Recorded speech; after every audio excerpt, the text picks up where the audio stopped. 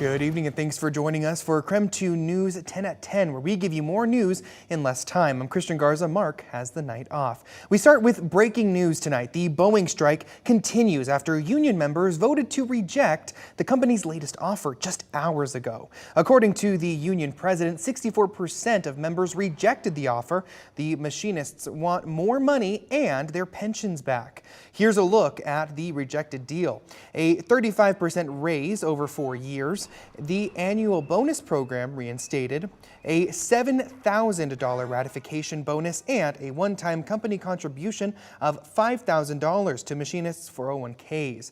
But the union's president had this to say about the offer once all the votes were tallied. You know, this wasn't enough for our members. There is a big gap that we couldn't reach, especially when it's been 16 years since we've had a chance to bargain every area of our contract. And trying to make all that up in one is very hard to do, but our members deserve more. They've spoken loudly, and we're going to go back to the table to try to achieve those things. A Boeing spokesperson said they did not have a comment on this vote. Today marks the 41st day of the strike.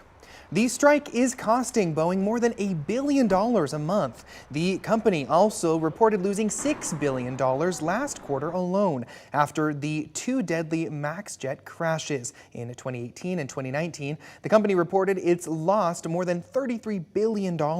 You can read more by just heading to our website at KREM.com. New tonight, the North Idaho College is giving its Board of Trustees an update following the final visit from the college's accreditor.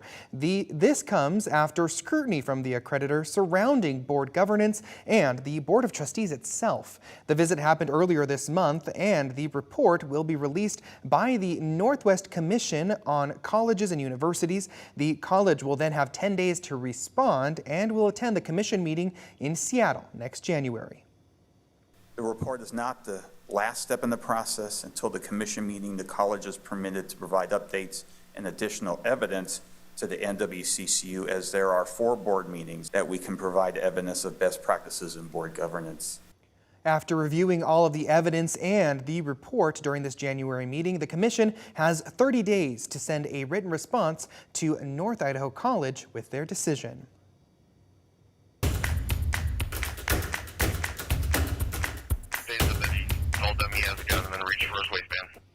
A SWAT standoff on the interstate turns into an arrest for a deadly stabbing. We now know the man who locked himself in a car on the freeway just outside 4 Lakes was wanted for murder. But as KREM 2's Shannon Mowdy found out, that's not what originally caused the interstate standoff.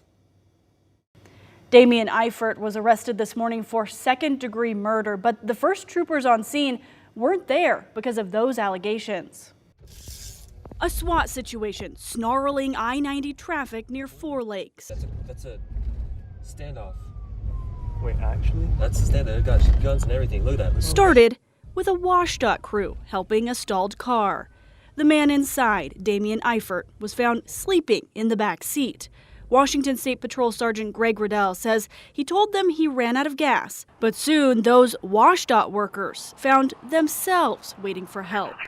Beer stolen out of Spokane, East 90, 271. After the car's plates came back stolen, Eifert threatened responding troopers. He was barricaded in the car.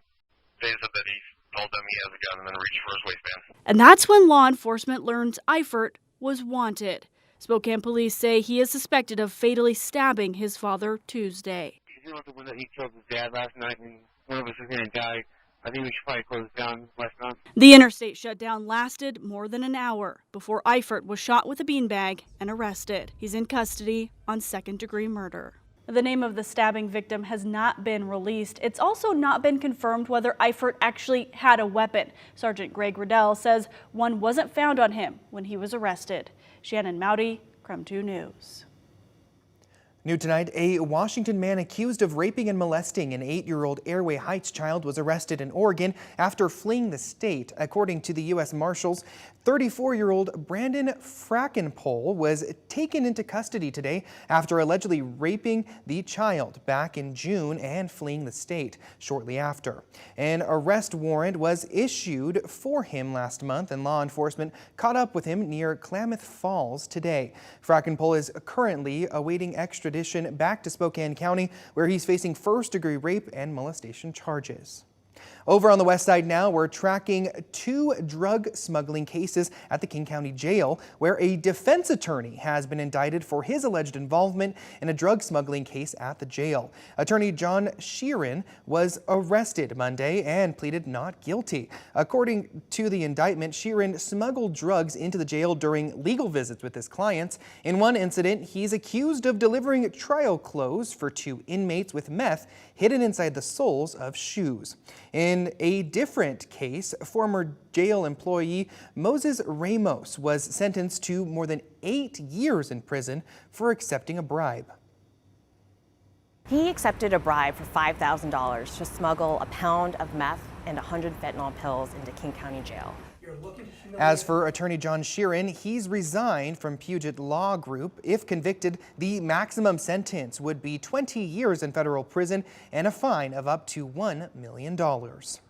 November 15th is the day we expect a Washington judge to issue a ruling on the Kroger-Albertsons merger.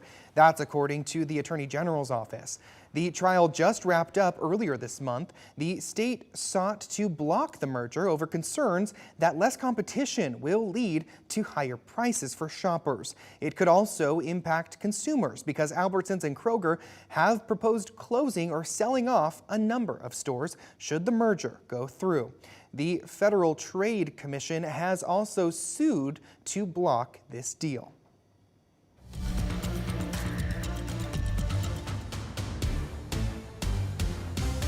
Well, now let's turn things over to weather tonight and check in with our chief meteorologist, Jeremy Legoo. Now, Jeremy, it was pretty frosty and foggy this morning, so is this the type of weather that we should be expecting from here on out? Yeah. I think we're there. Let's talk it, because as we move through the remainder of the evening, I think we are quickly there. Our temperature in dew point are within 3 degrees of each other. That's a biggie when it comes to fog. Wind is calm. That's another biggie. Now we just wait for the fog to form. I think it is very likely that we get another round of it here overnight. In fact, I think it's already starting to form in a couple of locations. Few people probably already going, oh, no, it's here. So let's take a look. When it comes to it, pretty good in most locations, coming into play a little bit over Snoqualmie Pass. Rest of us, it is just going to be a little bit of morning fog. That morning fog moves out as we move through the day, and we're looking at a much, I would say, sunnier afternoon than what we saw today.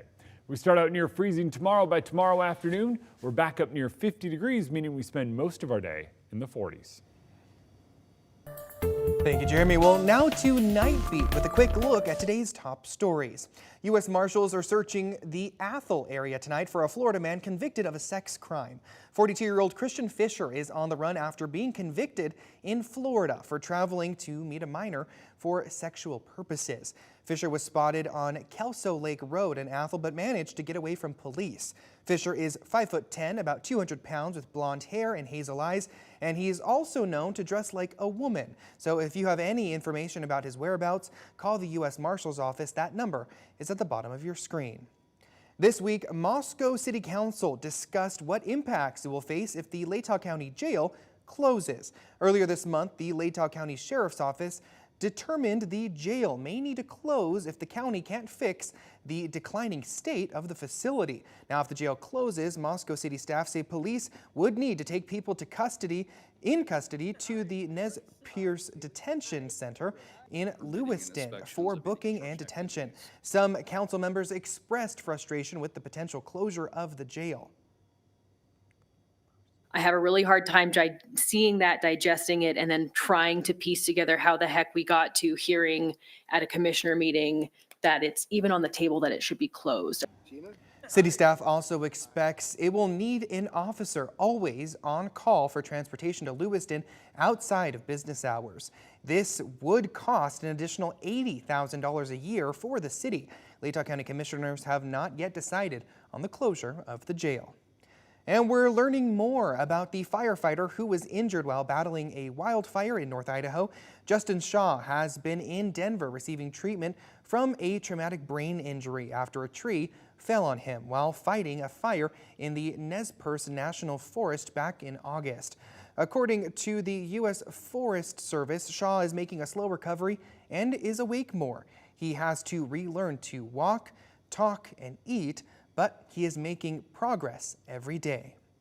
Well, that is your Night Beat. To learn more about any of these stories, just head to our website, KREM.com. That also rounds out your KREM 2 News 10 at 10.